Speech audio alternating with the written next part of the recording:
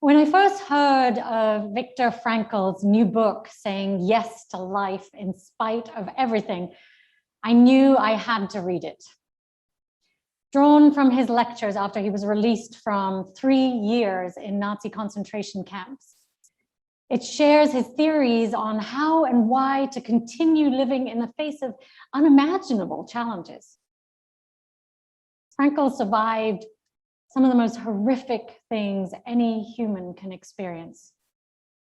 His pregnant wife, his brother, and parents were all killed in the concentration camps.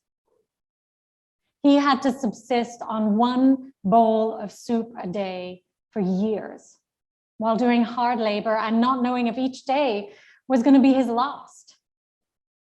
Now, some of you may be familiar with his seminal work, Man's Search for Meaning, where he explored how to find meaning throughout life. So I felt sure that Frankl would offer us wisdom on how to survive difficult times and continue to say yes to life in spite of everything.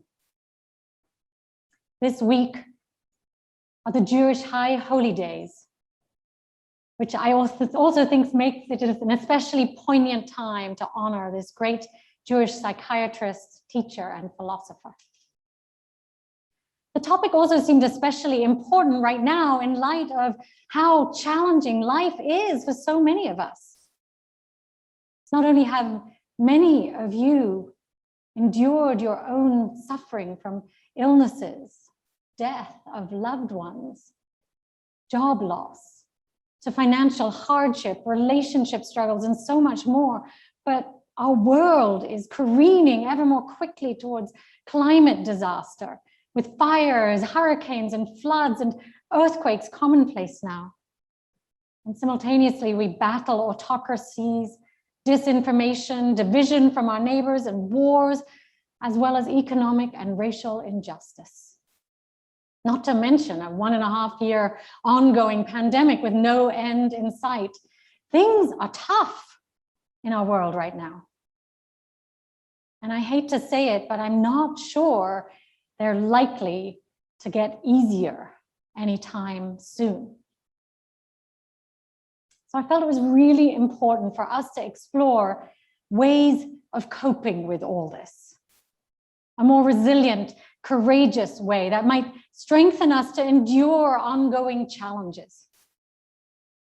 As I'm sure you know too, waiting and hoping that things are going to get better isn't enough because our world is suffering. Putting our heads in the sand won't help us either because we're all of us impacted in some way. So I wanted us to explore the behaviors and the mindset that might help us make it through hard times in a constructive way.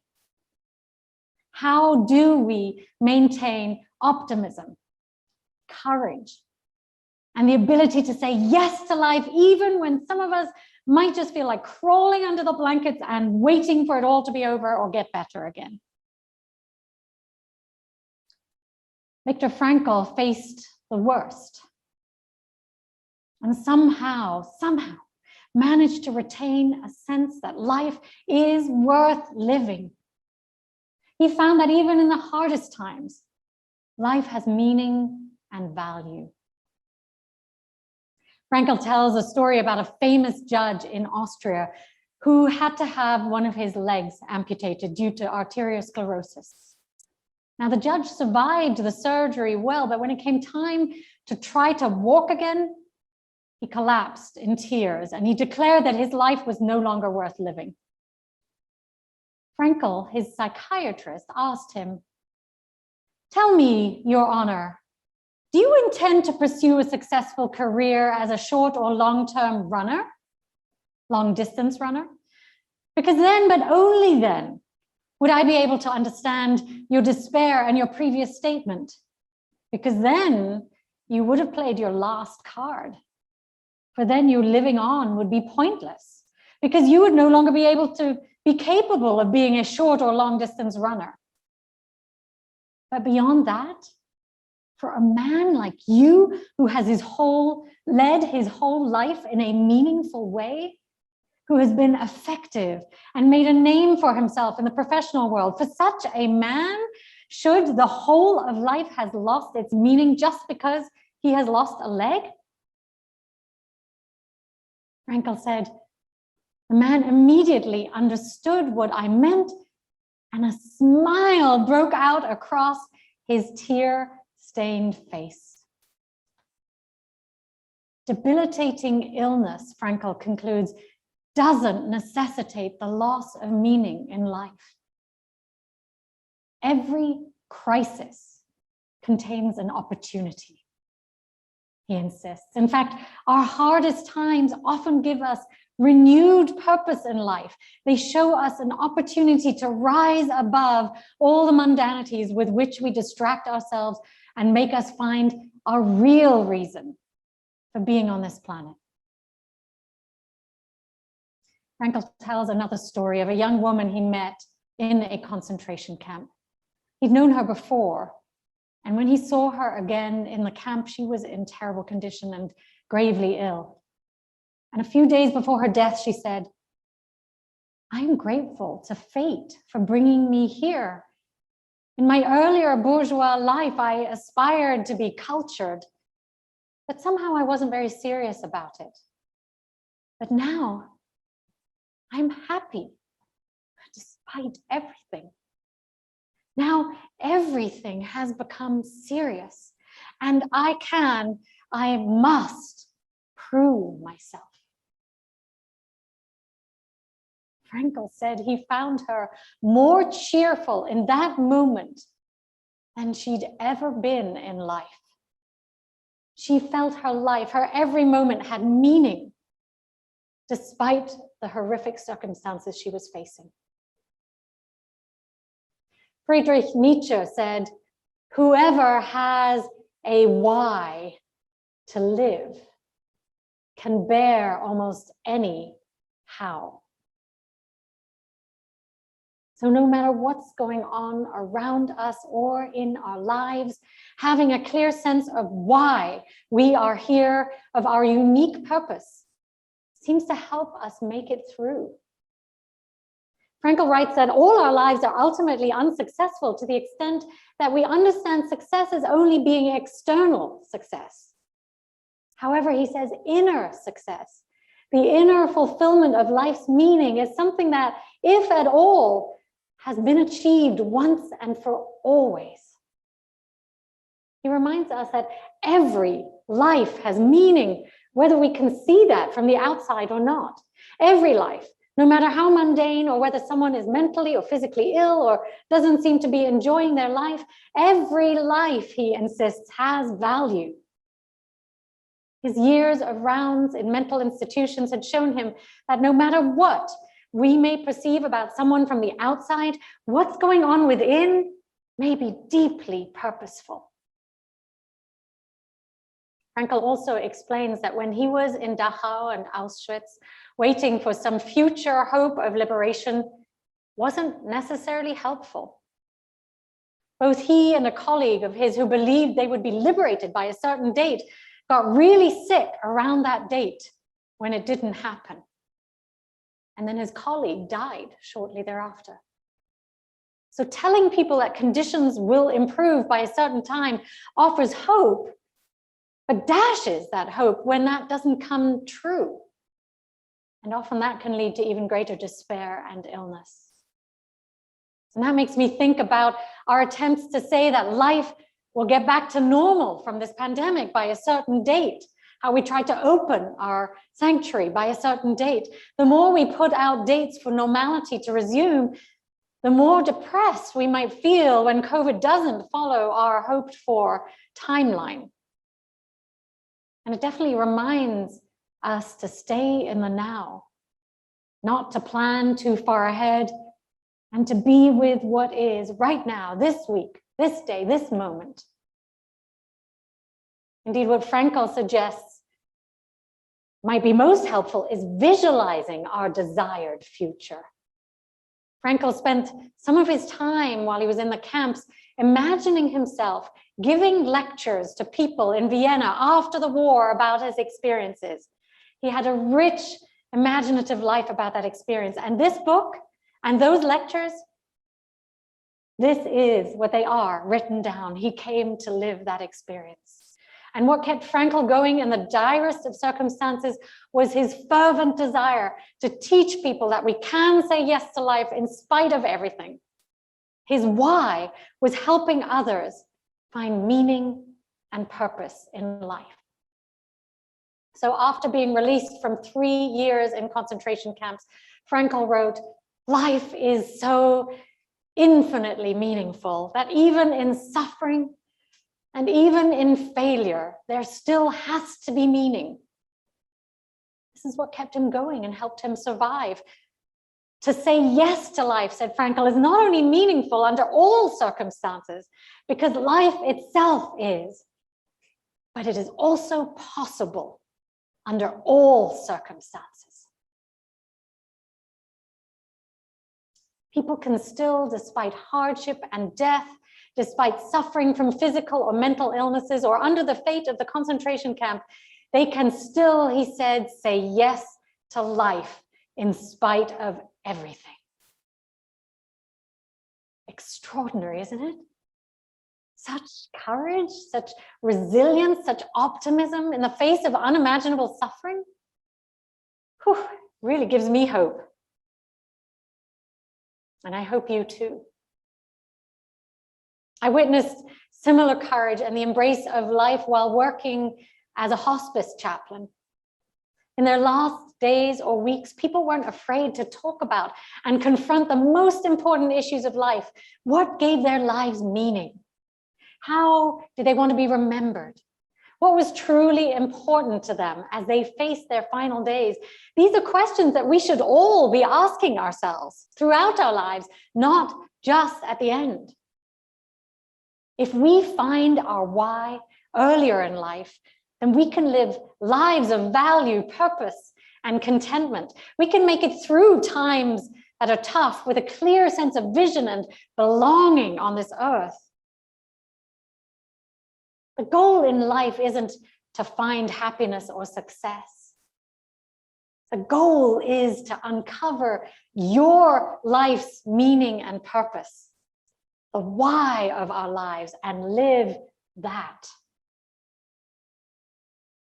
Philosopher and theologian Parker Palmer writes, "Sooner or later, everything falls away. You, the work you've done, your successes, large and small, your failures too, those moments when you were light alongside those times when you became one with the night. The friends, the people you loved, who loved you, those who might have wished you ill, none of this is forever. All of it is soon to go, or going, or long gone. Everything falls away except the thread that you followed, unknowing, all along.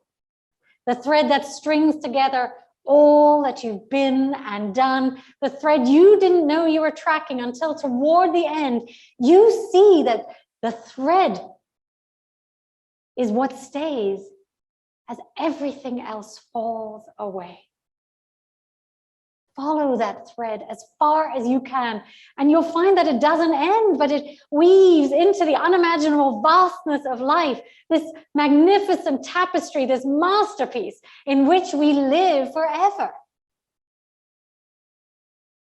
So, my beloveds, I encourage us to go looking for that thread.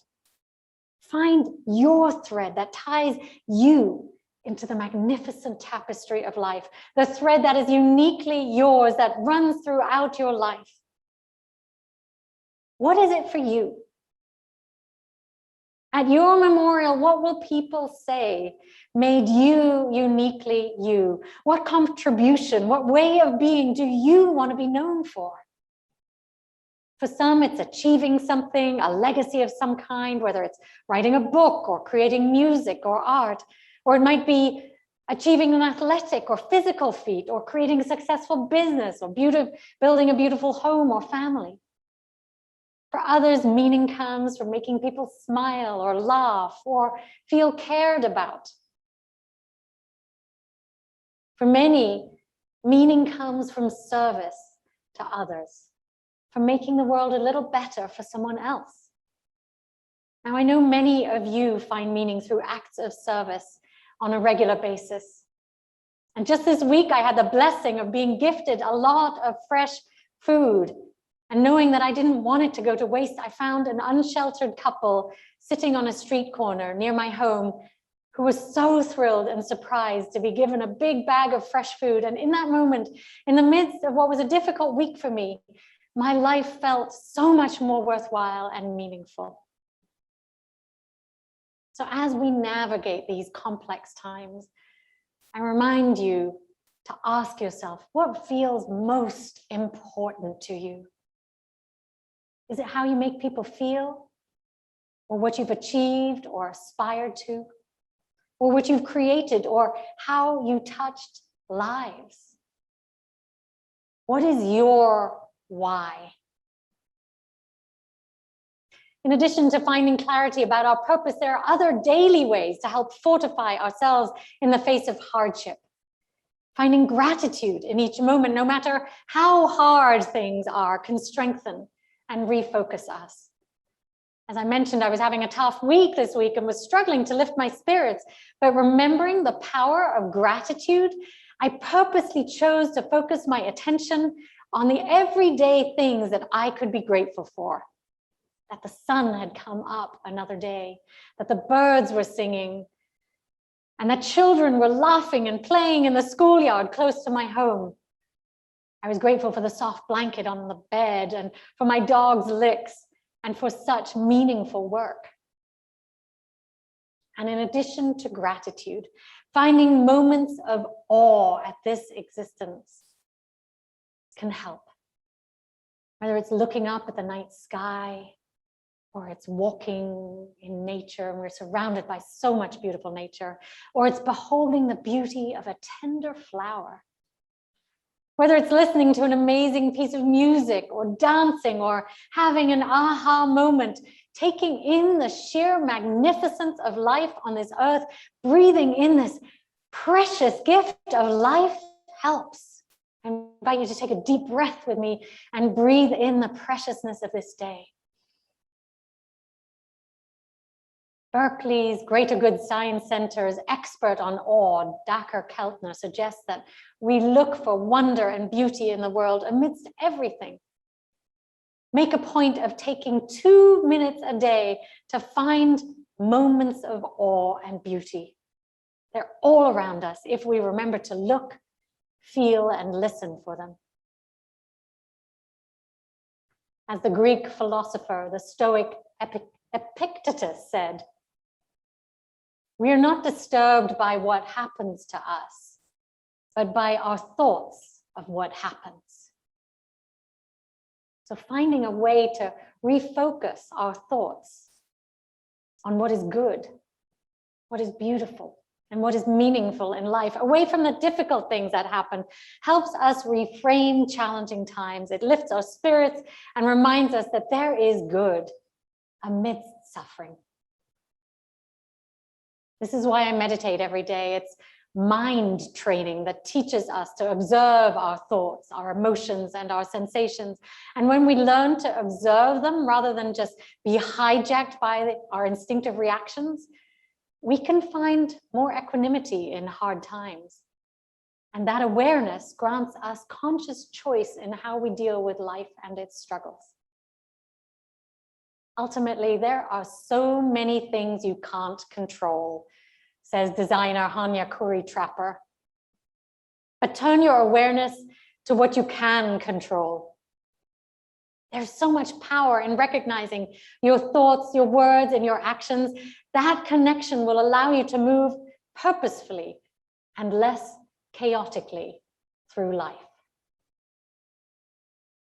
So purpose, wonder, awe, and gratitude help. But the other essential tool that I can't leave out today for saying yes to life, even when things are hard, is self-compassion. Our society has a way of pushing us through life, demanding that we keep going and be productive, even when our souls are weary and tender. So I invite us to be kind and compassionate with ourselves and with those around us. We're all doing what we can to make sense of life's rapidly changing landscape. I invite us to be kind and forgiving, allowing ourselves and others to make mistakes, or be tired, or be scared, or be overwhelmed, or sick, or whatever is going on. And then tenderly say, this too. This too is a part of life. Compassion for whatever we're going through soothes our aching hearts. And yes, there will always be people who are worse off than us, who are suffering more. But if we deny and ignore our own suffering, we'll never truly be comforted and be able to be there for others. This too.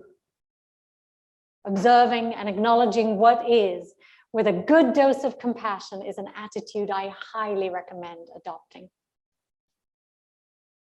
So, my beloveds, I encourage you to explore what tools help you find resilience, courage, and wisdom for life's hard times. May your life's journey be abundant, loving, and meaningful. May you find your why, the thread that runs through your life. May compassion, gratitude, and awe be your daily companions, so that you too find what you need to say yes to life in spite of everything. May it be so. Amen.